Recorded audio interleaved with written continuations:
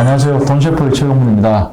지난 시간 주택연금 소개 및 주택연금 활성화 방안, 또 실제로 이제 시청자분들께서 질문들 많이 하는 그런 질문들에 대해서 이제 답을 해봤고요. 이번 시간에는 주택연금의 장점, 단점, 그리고 실제로 이제 우리가 주택연금 종류가 어떻게 되는지 여기에 대해서 좀 상세하게 얘기 나눠보도록 하겠습니다.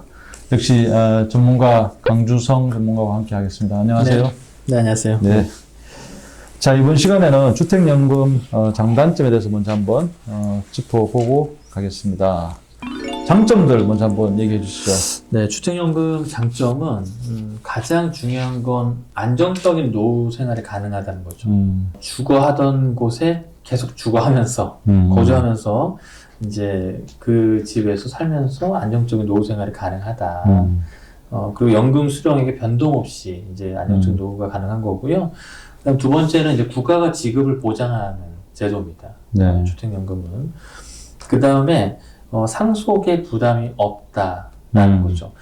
이거는 아까도 이제 제가 설명드렸지만, 뭐 내가 만약에 집에 대해서 우리 집이 내가 받는 연금액보다 훨씬 더 비쌀 때, 결국 그 받은 연금액, 집값에서 받은 연금액을 빼고 이제 가족들에게 상속이 된다든가, 아니면 내가 뭐 집값이 뭐 3억인데 받은 연금액이 6억이어도 국가가 뭐 더 내라고 이야기를 하지 않습니다. 그래서 그런 것처럼 상속에 대한 부담이 없다. 세 번째고, 네 번째는 세제도 혜택이 있습니다. 그래서 네. 이게 이제 주택연금 가입할 때 근저당을 이제 설정을 하게 되는데, 이때 등록면허세가 감면을 받을 수 있고요. 그리고 1인 1주택자에 한해서 가입주택이 5억 원 이하일 때, 공시가 기준입니다. 네. 재산세의 25%를 감면받을 수 있다. 그리고 연금소득이 있는 거주자인 경우에는 연간 200만 원 한도로 대출이자 비용에 대해 소득공제도 받을 수 있다라는 겁니다. 그 연금소득은 어떤 걸 얘기하는 거죠?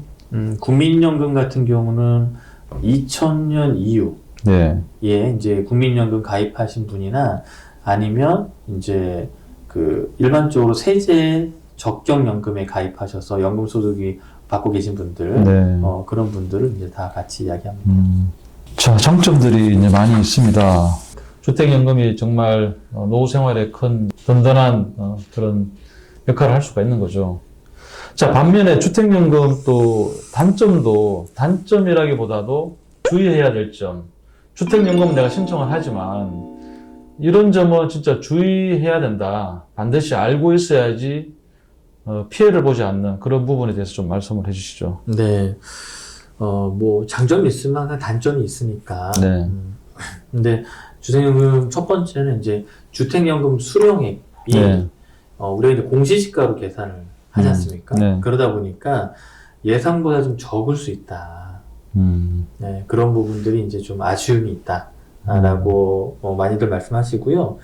그 다음에 두 번째는 주택가격 변동이 반영되지 않습니다.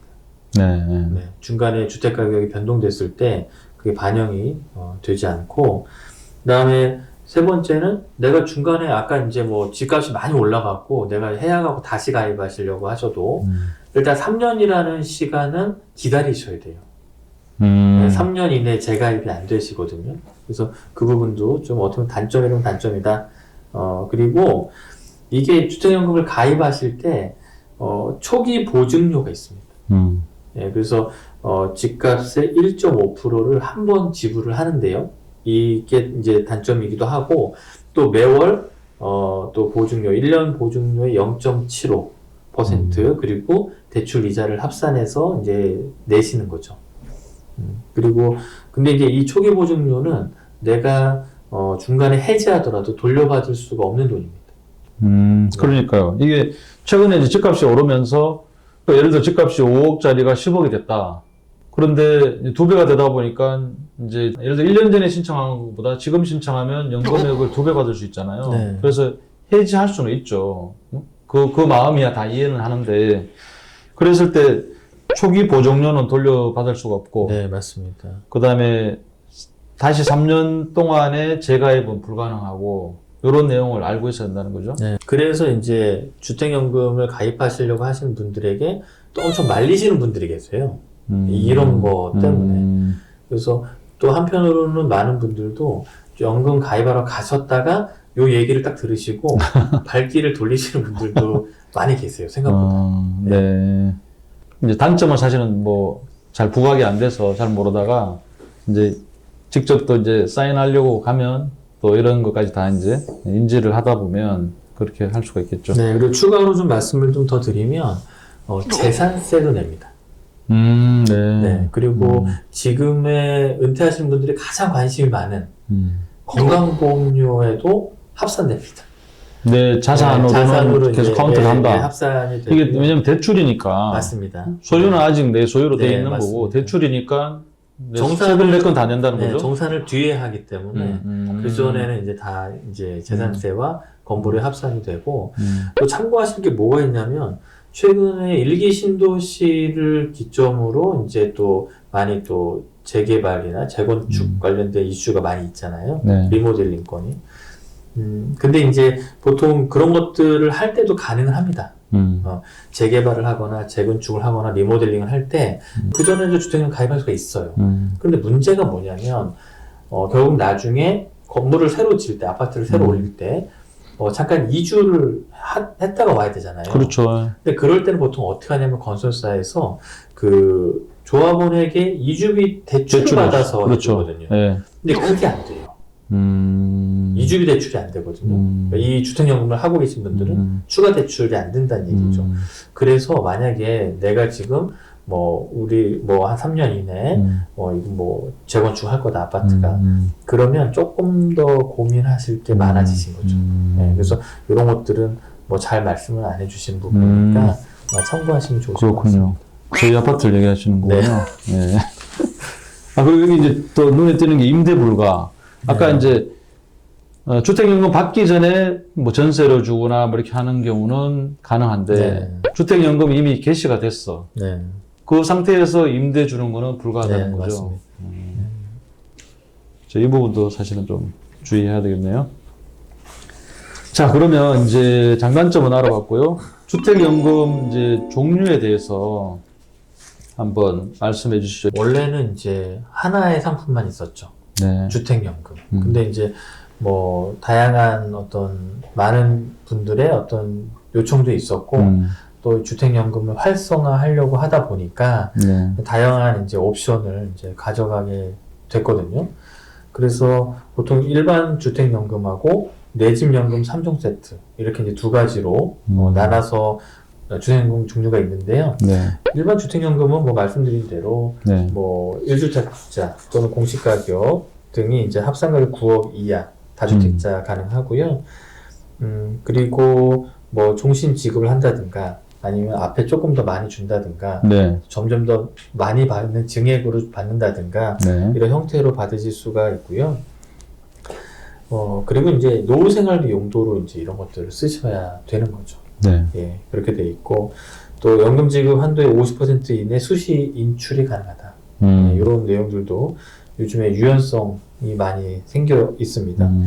그리고 보증료 같은 경우도 아까 말씀드린 대로 이제 처음에 1.5%를, 주택가격이 1.5%를 떼고, 네. 연 0.75% 정도를 합니다. 그래서 우리가 보통 이제, 담보대출 이율이 2.7%라고 이제 가정을 한다면, 1년에 0.7이잖아요. 그래서 네. 1년에 3.45%의 이제 대출 이자를 비용을 지불하는 네. 이런 구조로 되어 있습니다. 연금 지급액에서 차감하고 네, 맞습니다. 지급하는 거죠? 예. 그래서 거기서 빼고 이제 네. 주는 거죠. 그리고 이제 주택연금과 주택담보대출은행이 동일한 경우에 주택 상환 금액에 대해 중도 상환 수수료가 면제된다. 이런 것들이 이제 일반 주택연금 관련해서 이제 특징이 있고요. 또 하나는 이제 주택담보대출이 있는 분들이 계시잖아요. 주택담보대출 상환용 주택연금이 있거든요. 그래서 요거는 지급 방식이 대출 상환 방식이에요. 네. 그리고 아까는 이제 50% 이내, 연금 지급 한도의 50% 이내만 인출이 됐는데 얘는 90% 이내 일시 인출이 가능합니다. 그리고 주택담보대출 상환용으로만 사용이 가능하고요. 초기 보증료는 초기에 1.0%, 그리고 연보증료가 1.0%. 아까 일반적인 주택연금하고 조금 다르죠. 그 다음에 이제 고객 인센티브가 대출금리 0.1% 인하해주는 이런 게 있고요. 그 다음에 인출한도 전액 사용 시 가입이 가능. SGI 연계 신용상품이라고 해서 전액 사용 시 가입이 가능하다. 이렇게 되어 있습니다. 그리고 이제 내 집 연금 3종 세트 중에 두 번째는 우대형 주택연금이에요. 네. 그래서 아까도 뭐 말씀 주셨었는데 부부 중 한 명이 기초연금 수급자나 1주택자인 경우에 1억 5천만 원까지 됐다가 최근에 1억 8천만 원으로 이제 바뀐 거죠. 내용이. 네네네. 예, 그리고 이제 우대 지급, 우대 혼합 방식. 그러니까 지금 말씀드린 대로 아까도 말씀드렸지만 25%까지 우대를 이제 해주는 거죠. 그리고 주택담보대출 상한용 주택연금하고 우대형 주택연금은 정액형만 가능합니다. 같은 금액을 받는 금액, 그 연금만 가능하다. 그리고 연금 지급 한도의 45% 이내에서 수시 인출이 가능하고 대부분 노생활비 용도로 쓴다. 그리고 보증률 같은 경우는 일반 주택연금이랑 똑같은데요. 초기 보증이 1.5%, 연보증이 0.75%고요. 여기 이제 일반 주택연금 대비 월 지급금 최대 25% 증가한 이제 연금으로 받고 있고요. 그 다음에 이제 사전 예약 보금자리론이라고 해서 부부 중 한 명이 만 40세 이상이면 신청이 가능한데 이건 뭐냐면 처음에 보금자리론을 신청할 때 이 주택은 내가 주택연금을 받을 겁니다. 라고 예약을 하는 거예요. 예, 그러면 이제 주택연금으로 전환할 때 우대금리 누적액을 전환 장려금으로 일시에 지급을 하는 이제 그런 혜택이 있습니다. 자, 여기 이제 3종 세트 중에 조금 이제 주목해야 될 거는 기존에 이제 주택담보대출을 갖고 있는 분들도 꽤 있을 거란 말이에요. 네네, 맞습니다. 그러면 여기에 이제 그 기존 담보대출은 상환하고 이제 남은 금액에 대해서 이제 연금을 받는 거죠. 이것도 이제 가능하게 해놓은 거네요. 네, 맞습니다. 그러니까 이게 이제 신청자가 늘어나면서 그분들 상황에 맞게 이제 조금씩 그 주택연금이 좀 개선돼 가는 그런 상황 같습니다. 네. 좋습니다. 그 다음에 자, 주택연금 그래서 이제 신규 신청자들 지금 이제 2월인데요. 2월 1일부터 주택연금 신규 신청자 월 지급 금액이 평균 한 뭐 0.7% 정도 소폭 상승한다. 요런 지금 내용이 나간 건데 보통 그 주택연금을 이렇게 희망하는 분들 보면 연령대하고 금액대가 어느 금액대가 제일 많은 것 같아요? 지금 이제 평균으로 한 72세가 이제 가입자 평균이고요. 그 다음에 월 수령액이 107만 원. 그 평균 주택 가격이 3억 2,400만 원으로 이제 나와 있거든요. 그래서 그 부분들이 가장 이제 평균적으로 연금을 신청하시고 받으시는 이제 그런 내용으로 말씀드릴 수 있을 것 같습니다. 방금 말씀하신 그 평균 주택 가격하고 연령하고 보니까 75세가 3억 받으면 113만 5천 원이고 네, 113만 5천 원. 조정 이제 0.7% 조정되면 114만 원이에요. 네네, 맞습니다. 한 이 정도 때가 지금 제일 많이 신청들 평균으로 지금 하고 있다 이런 얘기네요. 앞으로 이제 우리나라가 전체적으로 그러면 정리하는 좀 말씀을 좀 해주세요. 이게 3층연금에 이제 4층연금이 있다라고 하면 주택연금이 그 역할을 이제 해야 될 텐데 노후 준비하는 데 있어가지고 주택연금의 역할 어떻게 전체적으로 좀 보실 수 있겠습니까? 그러니까 주택연금 역할을 말씀드리기 전에 한 가지 팁만 제가 드리고 최근에 이제 생긴 거에 대해서 팁만 드리고 말씀을 좀 드리도록 할게요. 이 주택연금을 받으시는 분들은 전용계좌라는 걸 신청을 하실 수가 있어요. 근데 이거 왜 중요하냐면 우리가 이제 보통 최저 생계비를 한 185만 원 정도로 잡았을 때 압류나 이런 것들로부터 보호할 수 있습니다. 그러니까 만약에 내 주택연금을 받는데 압류가 들어온 거예요. 그 연금액을 못 받잖아요. 그래서 이 주택연금 전용 계좌를 만들어서 그쪽으로 연금을 받으면 월 185만 원까지는 압류에서도 보호가 된다. 예. 예, 그 부분을 최근에 이제 이것이 생겼기 때문에 네. 말씀을 추가로 드리고요. 이제 말씀 주신 대로 대한민국은 이제 특히 노후 쪽 관련해서는 이제 다른 어떤 나라들보다 고령화 속도도 빠르고 고령화율도 높고 그리고 노후 빈곤율도 굉장히 높습니다. 그리고 국민연금이라고 하는 것도 그동안은 많이 정립이 되어 있던 상황. 네. 그리고 이제 막 개시가 되고 있고 지금도 올해가 만 15세에서 만 64세의 생산 가능 인구가 최정점에 달한 게 2022년이거든요. 네네. 그럼 앞으로 이제 그분들도 좀 줄어들게 되겠죠.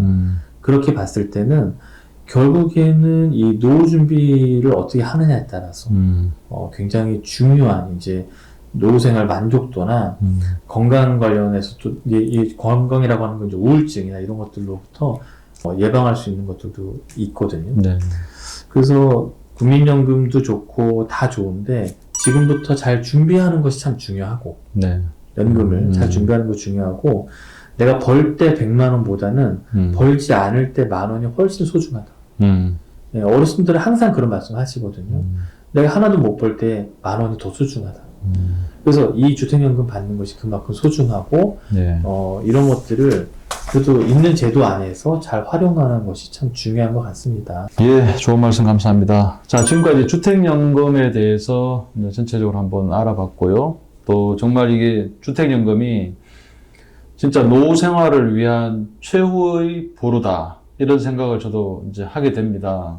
그래서 노후 생활비가 부족할 때 나를 지켜줄 수 있는 이제 고령화가 되면서 뭐 치매 간병 상태가 될 수도 있고 하여튼 그게 수입이 있어야 되잖아요. 그리고 자녀하고 어떤 뭐 단절이 생길 수도 있고 여러 가지 이유로 그랬을 때 나를 지켜줄 수 있는 마지막 부부를 지켜줄 수 있는 마지막 최후의 보루가 주택연금이 아닐까 이렇게 생각을 해봅니다. 자, 지금까지 수고해주신 강주성 우리 전문가님 감사합니다. 네. 네, 감사합니다.